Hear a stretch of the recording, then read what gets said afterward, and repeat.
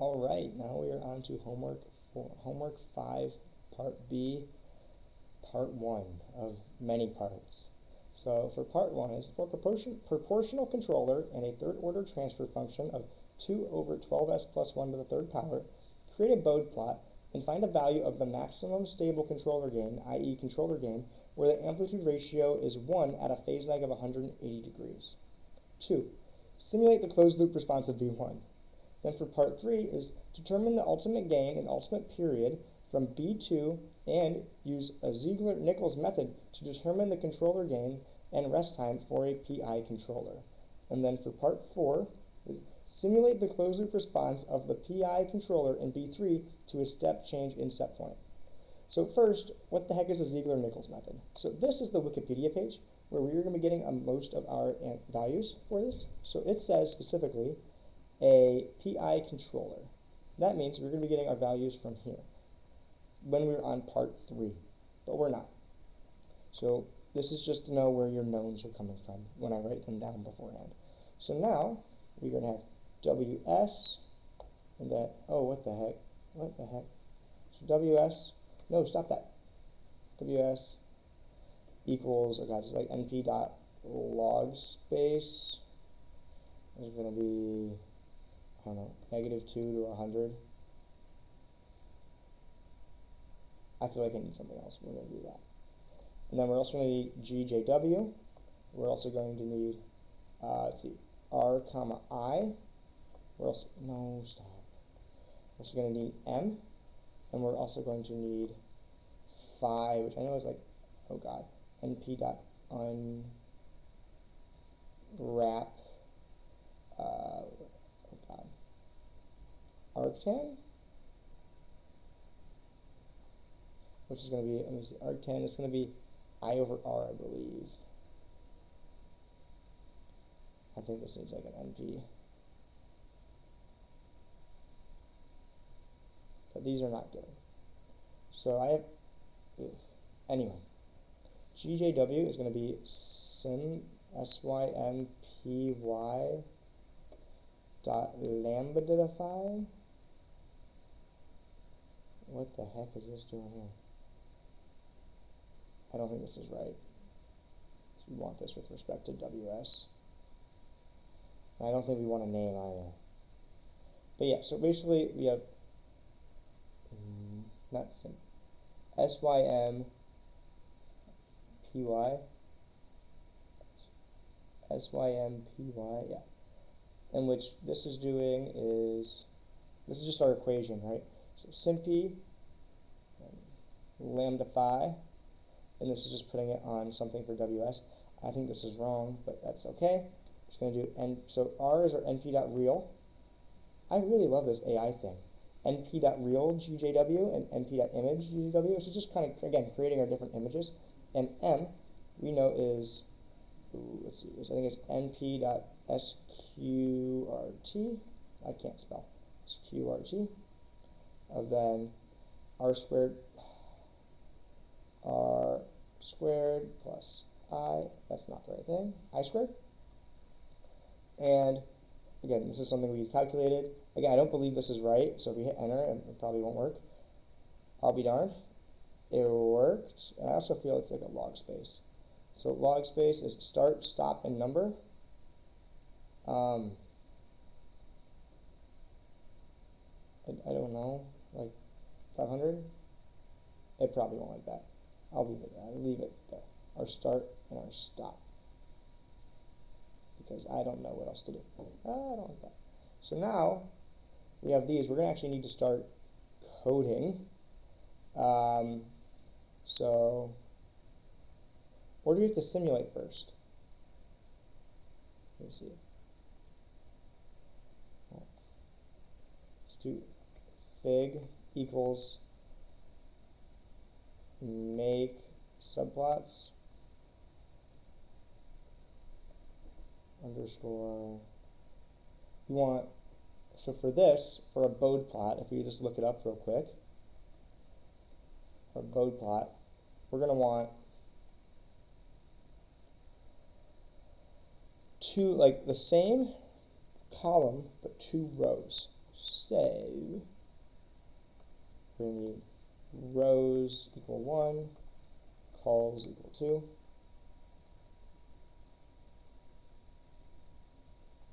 I think it's rows or just, alright, but now we need to actually start making the bow plot. I'm a little lost on the best way to do this, so I will be right back. Alright, so I actually found some mistakes. So first we're going to want to correct that. 0, and then that amount there. And then I'm going to delete this whole kerfuffle. So it's going to be S that. We want to do this thing, and then it's going to be, oh, what I do?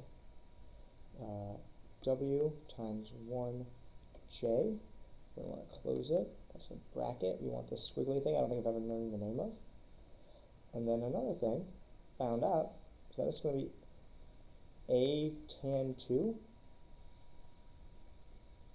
in which this is going to be I, comma R, I believe. And then we also need to actually multiply by 180 and divide by np dot pi, because this actually returns it in arctans, and we don't want that. So now we have our plots. We're going to do fig dot add underscore scatter. So we're going to have, okay, before I actually hit tab and actually make all this crap, we're going to have x equals ws on both of them. Our first one is going to be our magnitude, and our second one is going to be our phi. So our see our magnitude and then our phi, which is our degrees. They're just double checking, and then x is our frequency in the same. So scatter. So we have the same column. Wait, we want 2 rows, 1 column. We want them on top of each other. We don't want them next, so we can go side by side. So it's going to be row 1, row 2. It's going to be row, and then both column 1. And then we also want to do like a fig dot, oh gosh, I think it's like axis, update underscore axes. Ooh, we have to do this for both of them. So if we want to do, I think we want, let me look at both of these. So frequency is definitely in terms of a log base, but I think it already is. If we look at this, actually let's just do this. Let me just see what it looks like now.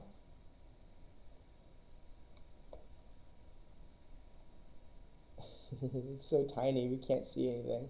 So yeah, we really need to do log-based stuff, because it's, oh, it's to the 100th. That's not right. But anyway, we're going to do fig, Control V, fig dot update access, type log. So we want the x-axis in log. And let's try this again. Alright, so we can see it starts at a value, but it's too long. And then we want to do shoot. This is right now, I believe. I mean, I would say don't quote me, but you're watching my video, so you might have to quote me on this. And then let me double check what I'm doing is correct, because let's see, billion, it just doesn't seem correct to me, so I'll be right back. Alright, so last time we ran this, wait, just because we didn't run this. Last time we ran this, what? Does not support it. I changed nothing. Does not, mule does not attribute square root. So last time we were doing it, I had an S, and we were causing like a big number down here. So we should change that to W. So W, what the heck made it work? And what we have here is our plot. So what should happen is I should change the bound so it's smushed and it's easier to find. But that takes some more coding. and that seems some more work. So what we're going to do is essentially we need to find when this crosses the 180 point on the second graph. So this is like 0.148147, right? Now we're going to go up and see at 0.148147, what is this? Well, it's like 0.23. So we know we want this to be just under 1. We want to know minutely what is like under 1.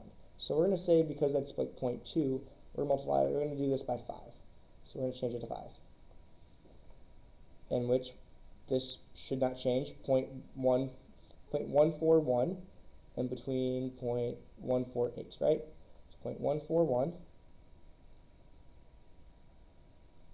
right there and 148. So it's in between there is where we want to go. But you see, now it's over 1, so now we got to go down. So if let's do the 4. Let's see, so we know it's 141 to 148, 141 to 148. So we know we're like just about there. It's like really close. So first, now we need to actually double check if this is right. And to do that, we need to simulate the closed loop response. So essentially, we're going to simulate if we just keep sending this over and over and over and over, is it going to increase or is it going to decrease? Because we want is when it's right on the money, where it's the exact same amplitude every time. What the heck is going on here? Sorry. So we're going to have GC1 equals, let's say it's GC times GP divided by 1 plus GC times GP. I know. And then we're going to want to do, oh crap, I don't remember the simulation terms. We're just going to call this X, Y, and maybe Z equals simulate the system, right? I don't think this is right at all. I just don't remember exactly what to do. Simulate U. We're going to say N equals 1,000, and then DT equals 0.5. Shoot, yeah. I just don't remember the next step, unfortunately. Shoot. Oh, I haven't done this in a while.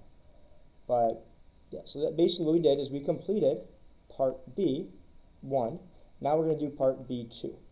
And all we're doing is just saying, hey, over a long period of time, does the amplitude, again, shoot up like it's not supposed to?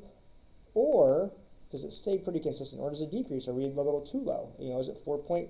Or is it 3.8? That's why we're doing this closed loop scenario to double check that value. But I will remember how to use the simulation term, and I will be right back. All right, I think I remember how to use it now. So we're going to do, oh crap, t comma y equals sim gc1. Then we're going to do lambda, oh god, is it 1? I think I'm missing a t equals, I'll be honest. Like a lambda t equals 1. And now we're going to do fig dot make subplots equals row 1 comma 1 name output.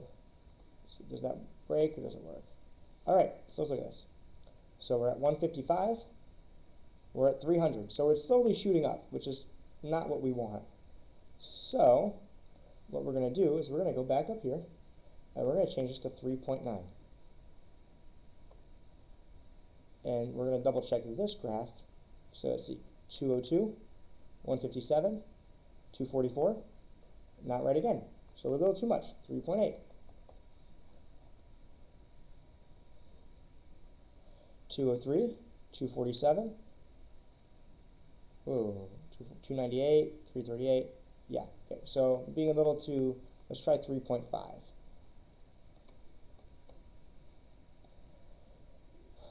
see, we have 72, 190, 167.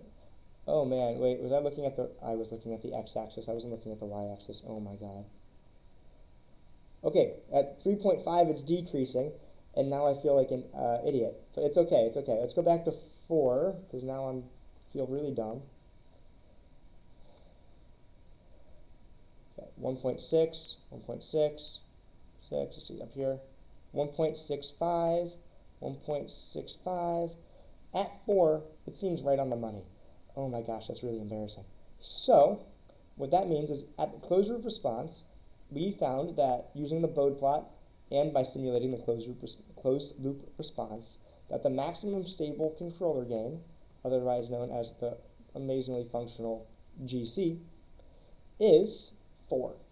So now what we're going to be doing is determining the ultimate gain and an ultimate period from B2 to using the Ziegler-Nichols method to determine the controller gain and reset time for a PI or a, oh god, I don't remember the name, for a process integral controller, and then we are going to simulate a closed loop response for the PI controller to a step change set point.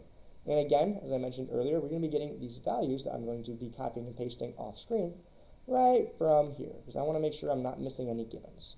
So I will be right back. All right, now it is time for homework 5, part B3. So as you can see, I've kind of kept this all in the same collab, just as our professor has, and I've copied over some of our notes.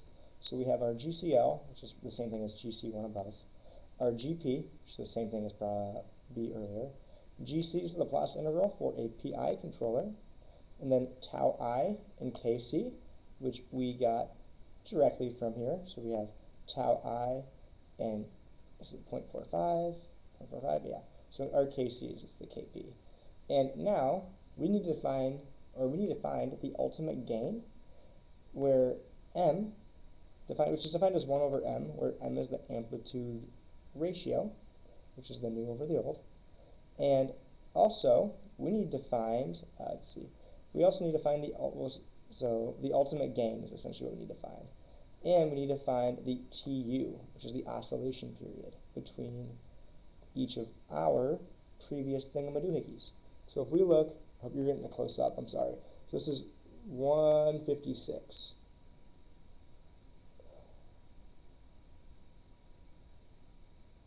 156, 200. Is that 156 actually though? Could be 44. 113. So at 112 is 1657.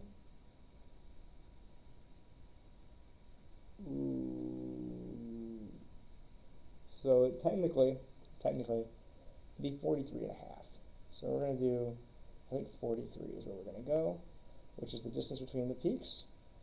And then our KU is going to be ultimate gain, which is from our controller above, which is at which the output of the control loop has stable. So basically, our ultimate gain is basically our max value of when it was stable, which we were able to find above as 4. So now we are going to see, for part 4, simulate the closed loop response of a PI controller in B3 to a step change in set point. So we're going to do that. It works. Perfect. Wait, don't want this, just want that. We're going to do that. However, this is not GC1, we want GCL, just because it's different. And if we hit Shift Enter, we're going to see that it dies out. It's actually possible to control at the maximum value using a PI controller. It gets better over time, it looks like. As you can see, the difference is, as it stables out around 1, they are obviously a lot less noticeable and a lot less in magnitude as they were at the beginning, which I believe means we have finished homework 5, part 4 and 3. So now, thank you for watching. You're going to see me back on the board you saw me about an hour and a half, about an hour ago, to do part C, and then I'll be back behind the computer, and we'll be good to go.